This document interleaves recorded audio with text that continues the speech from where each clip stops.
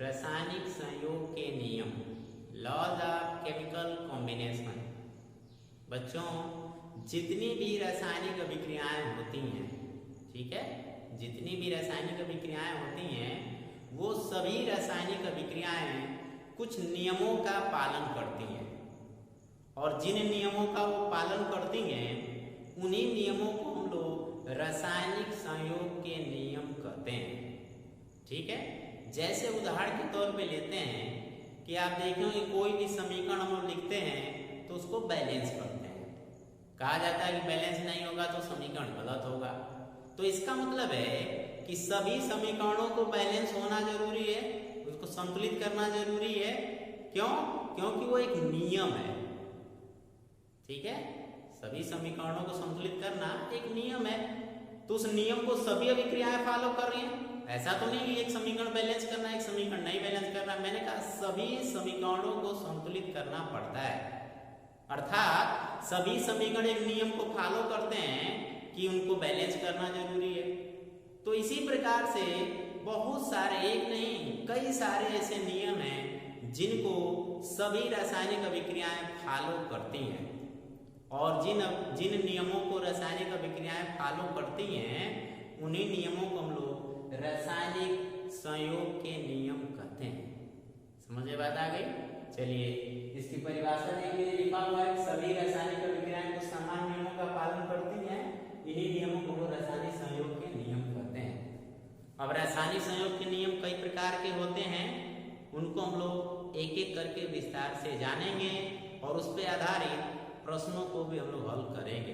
तो आइए शुरू करते हैं। सबसे पहला नियम, द्रव्यमान संरक्षण या द्रव्य की अविनाशिता का नियम। क्या नियम है? द्रव्यमान संरक्षण या द्रव्य की अविनाशिता का नियम। इसको बच्चों बहुत पहले 1756 में, ठीक है, जमाना हो गया जिसको, 1756 में एल.एम. लोमोनोसोव ने इस नियम को दिया था। तो कभी कभी परीक्षा में डायरेक्ट ये नाम भी पूछ देता है कि द्रव्यमान संरक्षण का नियम किसने दिया था। तो अब इनका नाम लिख के याद कर लेंगे, एल.एम. लोमोनोसोव, 1756 में। अब आइए चलते इस नियम को समझते हैं। दिया है बच्चों द्रव्यमान संरक्षण का नियम या द्रव्य की अविनाशिता का नियम। द्रव्यमान संरक्षण का मतलब क्या है कि जब कोई भी रासायनिक अभिक्रिया होती है, क्योंकि यहाँ पे जो भी हम लोग बात करेंगे वो रासायनिक अभिक्रिया की बात करेंगे, रासायनिक संयोग के नियम पढ़ रहे हैं। तो रासायनिक संयोग का मतलब कि रासायनिक अभिक्रिया, जिसको आप रासायनिक अभिक्रियाओं के नियम भी कह सकते हैं।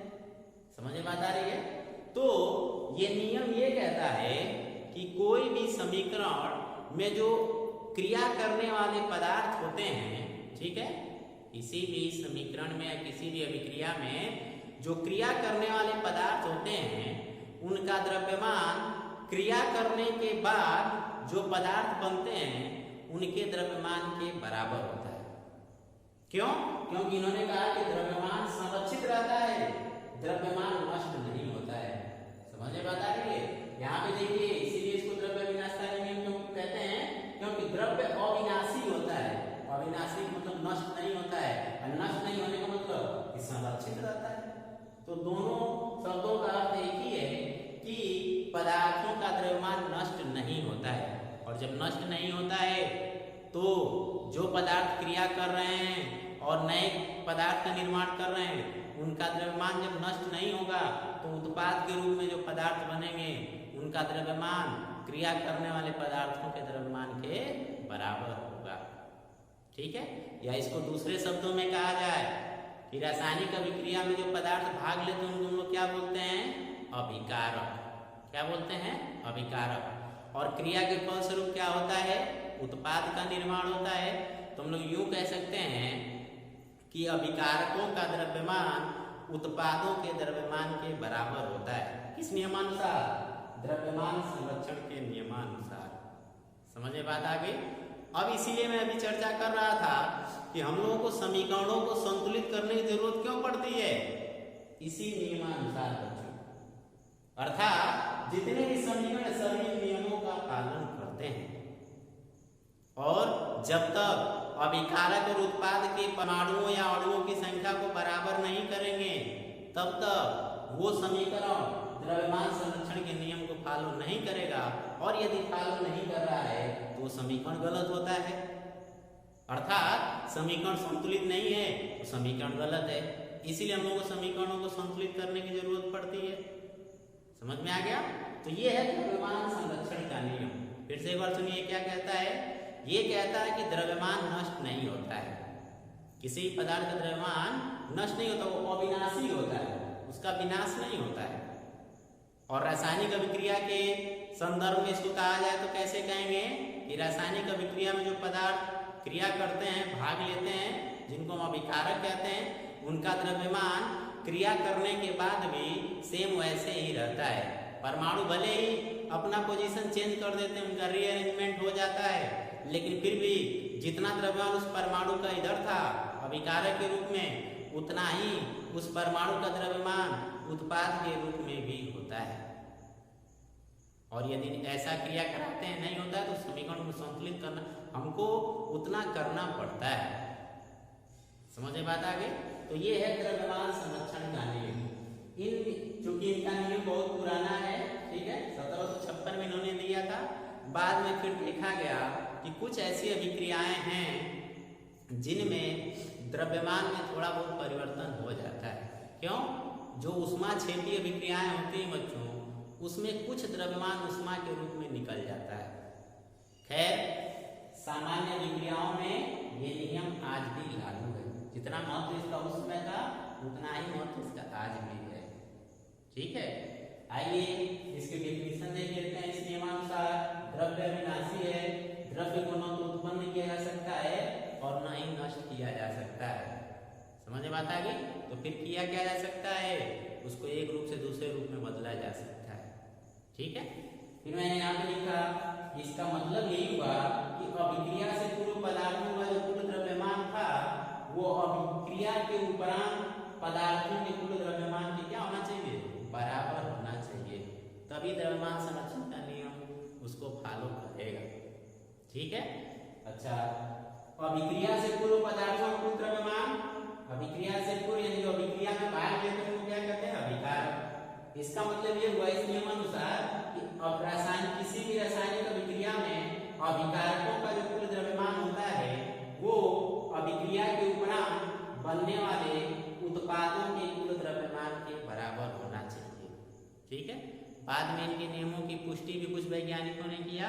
एक वैज्ञानिक थे लैंडोल्ट। कौन से वैज्ञानिक थे? लैंडोल्ट। इन्होंने क्या किया, इस तरीके से एच आकार का एक बंद फ्लास्क लिया और उसमें एक तरफ इन्होंने भर दिया AgNO3 सिल्वर नाइट्रेट और एक तरफ इसने भर दिया पोटेशियम क्लोराइड। ठीक है, अब ये दोनों मिले नहीं है। इधर के कह सकते हैं कि भाग में इन्होंने AgNO3 सिल्वर नाइट्रेट भर दिया और इधर वाले भाग में इन्होंने पोटेशियम क्लोराइड भर दिया और इसका उस पूरे फ्लास्क या जो क्या कहते हैं एच आकार का जो उपकरण था उसका वजन उन्होंने कर लिया। मान लीजिए इसका वजन जो भी आया होगा, मान लीजिए 10 ग्राम आया। इसके बाद इन्होंने इसको खूब हिला दिया। जब हिलाया तो ये बीच में देख रहे हैं ज्वाइंट के लिए है, रास्ता है, तो ये दोनों पदार्थ आपस में मिल गए और जैसे ये दोनों पदार्थ आपस में मिलेंगे तो निर्माण हो जाएगा नए पदार्थ में, क्योंकि आपस में क्रिया करने के पोटेशियम नाइट्रेट और सिल्वर क्लोराइड का निर्माण हो जाएगा। और फिर क्रिया होने के बाद इन्होंने इसका वजन किया इस पूरे उपकरण का, तो देखा कि तब भी 10 ग्राम ही आ रहा है। तो इस प्रयोग से भी सिद्ध हुआ कि पदार्थों के द्रव्यमान को नष्ट नहीं किया जा सकता है। अभिकारक में पदार्थों का जो द्रव्यमान होता है उत्पाद में भी उनका द्रव्यमान से वैसे ही बना रहता है। समझ में आ गया? आइए इसको समीकरण के माध्यम से देख हम लोग भी पुष्टि कर लेते हैं। जैसे मान लीजिए यहाँ समीकरण लिखा है कार्बन प्लस ऑक्सीजन तो बन रहा है कार्बन डाइऑक्साइड। ठीक है, जरा इनका द्रव्यमान चेक करते हैं। कार्बन का परमाणु भार कितना होता है? 12।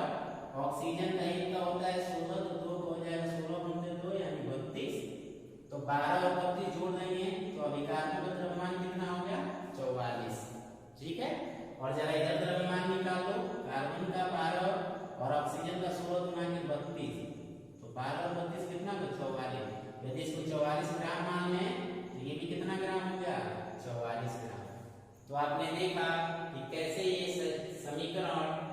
द्रव्यमान संरक्षण के नियम का पालन कर रहा है।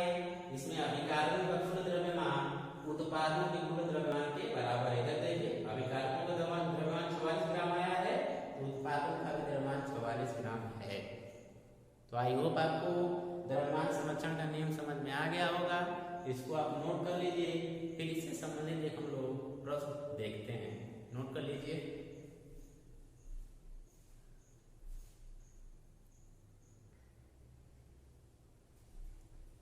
चलिए एक सवाल हम लोग इस पे लगाते हैं, ठीक है। किस नियमानुसार? द्रव्यमान संरक्षण के नियमानुसार एक सवाल यहाँ पे लिखा गया है, उसको हल करते हैं। क्या सवाल है?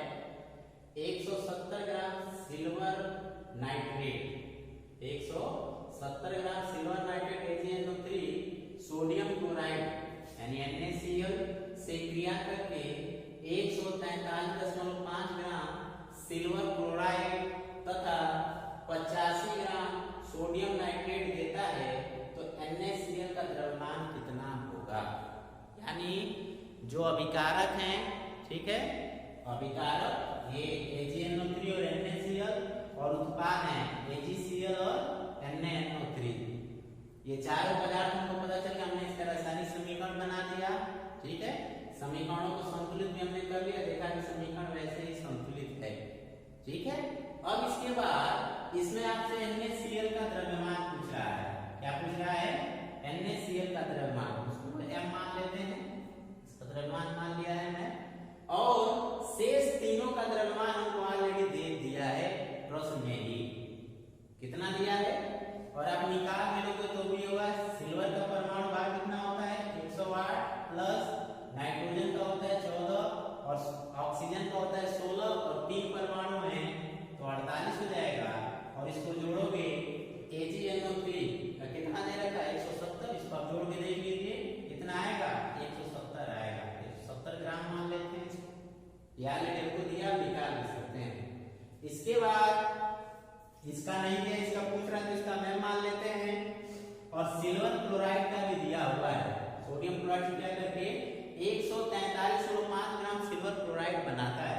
इसका चाहे तो हम निकाल लें, सिल्वर का 108 होता है और प्लस क्लोरीन का 35.5, सबको जोड़ोगे तो इतना आएगा, कितना आएगा? 143.5 ग्राम, ठीक है। और NaNO3 का द्रव्यमान भी दे रखा है कितना? 85 ग्राम। सोडियम का होता है 23 और प्लस नाइट्रोजन का 14 और ऑक्सीजन का 48, ठीक है।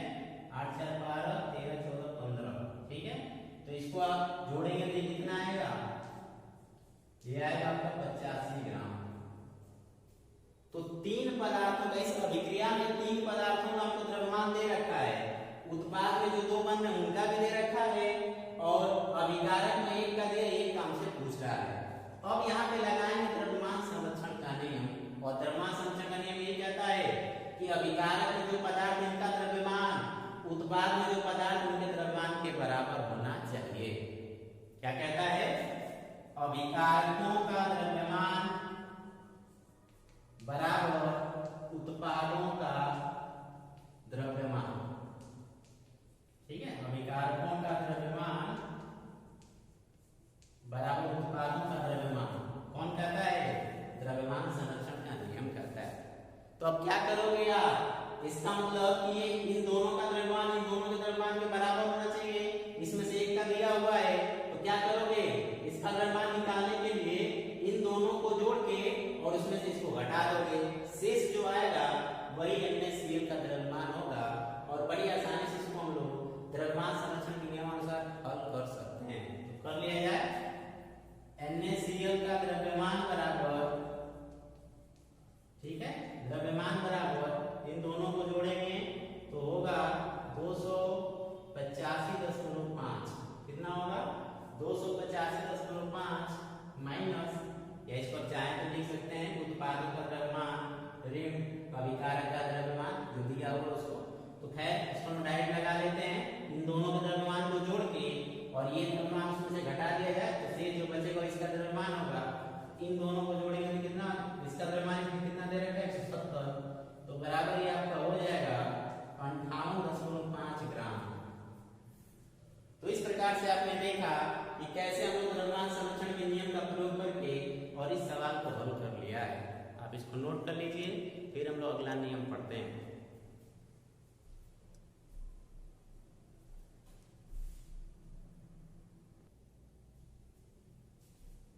चलिए दूसरा नियम शुरू करते हैं, स्थिर अनुपात का नियम। कौन सा नियम? स्थिर अनुपात का नियम। ये नियम कहता है बच्चों कि कोई भी यौगिक हो उसमें जो तत्व होते हैं, ठीक है, कोई भी यौगिक हो उसमें जो तत्व होते हैं वो सदैव भारानुसार एक निश्चित अनुपात में ही क्रिया करते हैं। फिर से एक बार सुनिए, कोई भी यौगिक हो उसमें जो तत्व होते हैं, ठीक है, वो भारानुसार एक निश्चित अनुपात में ही क्रिया करते हैं। उस पदार्थ को यानी उस यौगिक को आप चाहे जिस तरीके से बना लो, क्योंकि किसी भी यौगिक को बनाने के कई सारे तरीके होते हैं। तो जिस तरीके से आप किसी भी तरीके से आप उसको बनाओ या कहीं से भी उसको प्राप्त करो, उसमें मौजूद तत्वों का जो द्रव्यमान का जो अनुपात होगा बच्चों, वो सदैव फिक्स होता है, वो सदैव स्थिर होता है। इसी नियम को हम लोग कहते हैं स्थिर अनुपात का नियम, जिसको J.L. प्राउस ने 1799 में दिया था। आइए एक उदाहरण लेते हैं इसको। जैसे मान लीजिए पानी है H2O, वर्षा का भी जल होता है, समुद्र का भी जल होता है, पीने का भी जल जो हैंडपंप से निकाला जाता है। ये तीन जल इकट्ठा करिए और उसमें मौजूद H2O का जो है, H2O में मौजूद हाइड्रोजन और ऑक्सीजन के बीच रेशियो आप निकालेंगे, देखेंगे कि वो रेशियो सदैव 2:16 या 1:8 का ही होगा। समझ में बात आ रही है? तो पानी आप कहीं से भी किसी भी स्रोत से पानी को प्राप्त करो और उसमें यदि एक्सपेरिमेंटली उसका द्रव्यमान निकाला जाएगा तो हमको सदैव 1:8 का ही रेशियो उसमें मिलेगा। किसमें? हाइड्रोजन और ऑक्सीजन में। समझ में बात आ रही है? मीनिंग देखिए इसकी, मैंने लिखा है प्रत्येक रासायनिक यौगिक को किसी भी विधि से बनाया या प्राप्त किया गया हो, तत्वों के द्रव्यमान एक निश्चित अनुपात में संयुक्त रहते हैं। और इसीलिए निश्चित अनुपात में रहते हैं मतलब किसी भी तरीके से उस यौगिक को आप बनाओ। जैसे कि जल का उदाहरण ये है कि जल को तुम चाहे किसी भी स्रोत से प्राप्त करो, यदि एक्सपेरिमेंटली उसका द्रव्यमान निकाला जाएगा तो सदैव वो 1:8 में किसी भी तरीके से उस यौगिक को बनाएंगे, पानी को बनाएंगे, उसमें हाइड्रोजन और ऑक्सीजन के बीच जो 1:8 का अनुपात होता है वो घटेगा या बढ़ेगा नहीं किसी भी सूरत में। तो इसीलिए यौगिकों में जो तत्व होते हैं वो सदैव किस रेशियो के? स्थिर अनुपात में क्रिया करते हैं, उनका अनुपात सदैव स्थिर होता है। एक और उदाहरण ले लेते हैं, जल का उदाहरण हमने देखा, एक और उदाहरण लेते हैं कार्बन डाइऑक्साइड का। ठीक है, कार्बन डाइऑक्साइड को हम लोग कई तरीके से बना सकते हैं। जैसे जो खाने का सोडा होता है उसको गर्म कर दे, खाने के सोडा को गर्म करते हैं तो वो सोडियम कार्बोनेट पर जल प्लस कार्बन डाइऑक्साइड में टूट जाता है, तो उस कार्बन डाइऑक्साइड को ले लें। एक दूसरा है प्रयोग जिसमें कार्बन को यदि वायु में जला दें तो कार्बन वायु में मौजूद ऑक्सीजन से क्रिया करके भी कार्बन डाइऑक्साइड बना लेता है। एक तीसरी विधि है कि यदि आप किसी धात्विक कार्बनिक क्रियाओं में से करा दो तो भी कार्बन डाइऑक्साइड गैस निकलती है।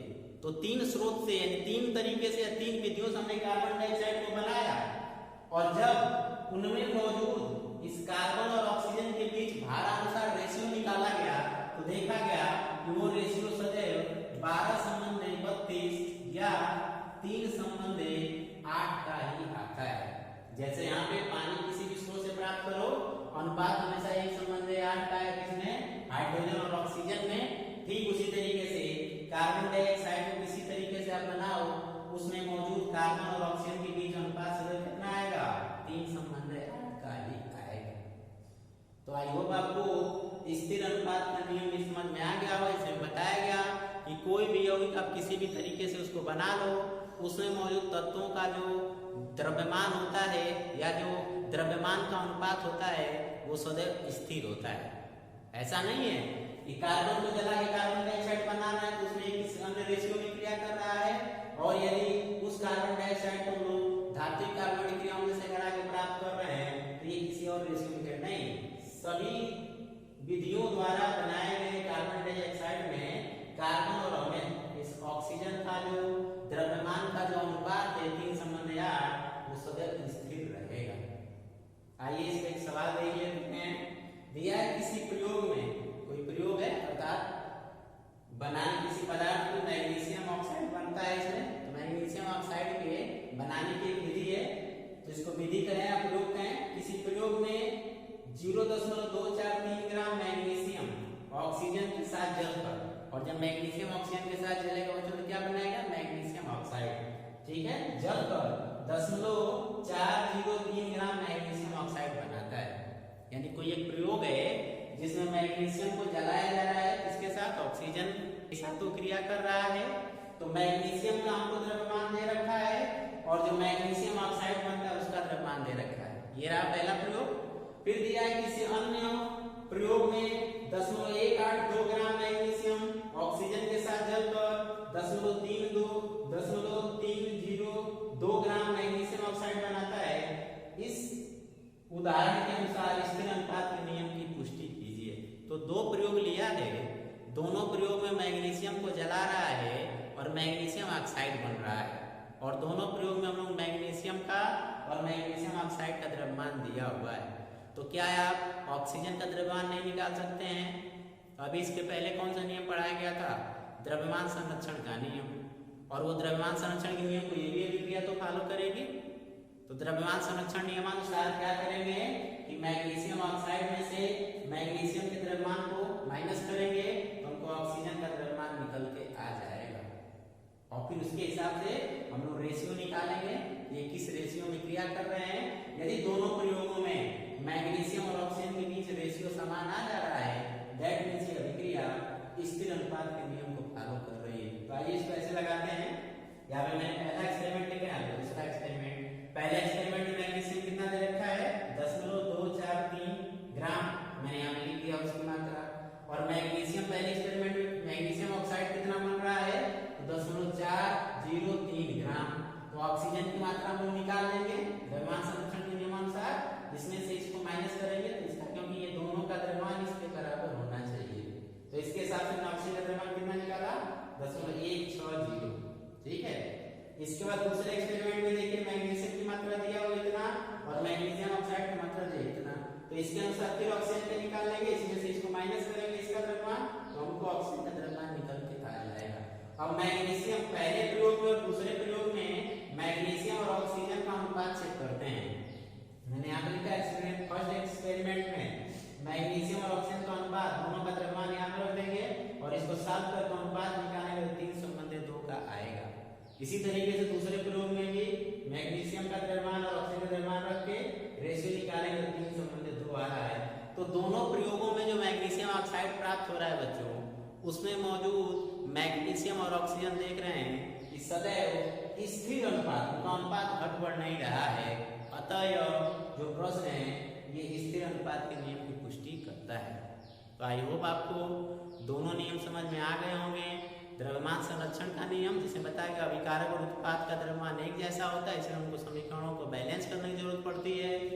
और दूसरा बताया गया स्थिर अनुपात का नियम, इसमें ये बताया गया कि कोई भी यौगिक को कहीं से आप उसको बनाओ, कहीं से उसको प्राप्त करो, उसमें जो तत्व होते हैं वो सदैव स्थिर अनुपात में द्रव्यमान के अनुसार वो सदैव, अर्थात उन तत्वों का द्रव्यमान सदैव स्थिर होता है और उसी अनुपात में वो क्रिया करेंगे, चाहे आप इसको जैसे भी बनाओ। समझ में आ गया? इसको आप नोट कर लीजिए। फिर हम लोग मिलते हैं अगले नियम के साथ।